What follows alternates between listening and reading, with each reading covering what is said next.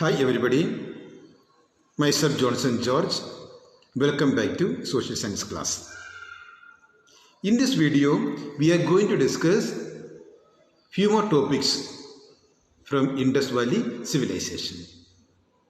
The topics we are going to discuss are the seal making, jewelry making and trade. Means the Indus people, they followed different crafts like that seal making or jewelry making. They exchanged their goods.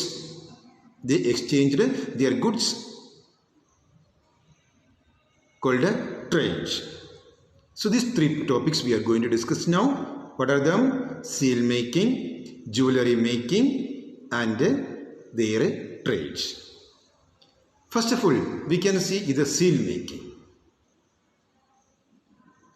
More than 2000 seals have been excavated from the different sites. Which different sites? The Indus sites. The Indus Valley civilization spread over different sites in the northwestern part of our country. From the different sites, how many seals were excavated? More than 2000 seals have been excavated by the archaeologists. That means it shows that the seal making was an important craft. The seal making was an important craft. For whom? For the Indus people. First of all, I can show you some of the seals made by the Indus people. See here, we can notice these all are some examples of the seals made by the Indus people. Some features we can notice here. There are something written on these seals. See here, something written here. Here also written something there. Here also written something there. Okay, some alphabets are there. It means something written there. Then there are some images. You notice here images. Here also another image. See, like there are some images also there. So their seals have some images or some words. So far we do not know what they written there. And the seals, what is the shape of the seal? The seals are a square or rectangular tablets. Their seals are a square or a rectangular tablets. And they were usually made of soft stones. The seals usually made of soft stones. Then most of them have a short inscription. I shown you. So most of the seals have short inscriptions and either impressions of the bull, buffalo, tiger, goat, rhinoceros, elephant, etc. And some seals, the male goats also. Another feature of these seals, that means some of the seals have a hump at the back side. At the back side, now I showed you the front side of the seal. Back side of the seal, there are a hump is there and which has a hole in it. A hump and a hole also. Then the people, we do not know why they use that hump or that holes. Okay, was there any string or any thread or something passed through that hole for to tie the seal around the neck. That holes, for what purpose they use that holes? The historians have many explanations. Either they use that one to tie the seal around their neck, or in their wrist, or a goods container. Still question is remaining there. The archaeologists are unable to give the answer to this question. Then the inscription. Regarding inscription, May that is the name of the owner. We do not know. We do not know what the inscription there. Why? Because nobody has been able to decipher the Indus script. Nobody are able to decipher, or nobody are able to translate that thing to a modern language. So no historians, no archaeologists transferred that word to any modern language. That's why we do not know what word printed on that seal.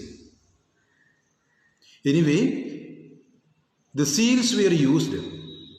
We concluded like that. The seals were used to stamp something there. How to stamp there? The stamp is the wet clay. Stamp the wet clay with which goods package were sealed. Nowadays the seals are used for stamping the paper there. We are using the ink, but they used the wet clay. Instead of the ink, they used the wet clay for stamping the things there. Okay, so that is regarding the seal making craft of the Indus people. Another craft that is called jewelry making.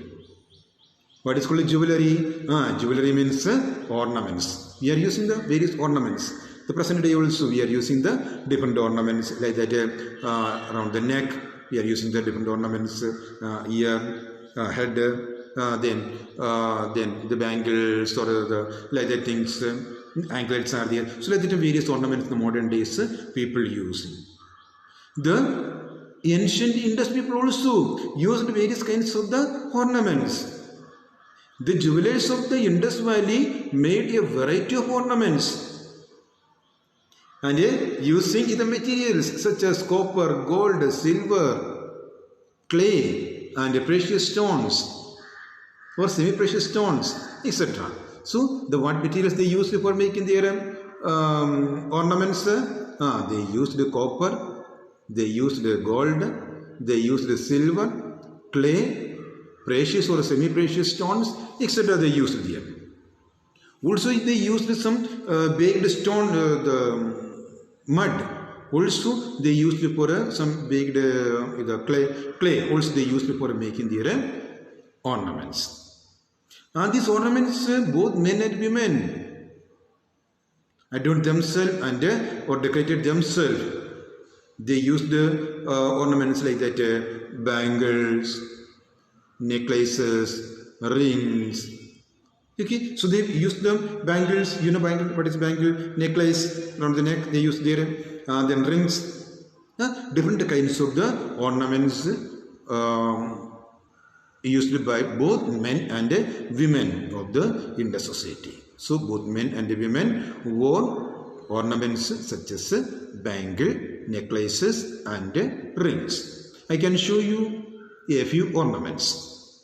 Okay, these are some of the ornaments made by the Indus people or excavated by the archaeologists from the various Indus sites.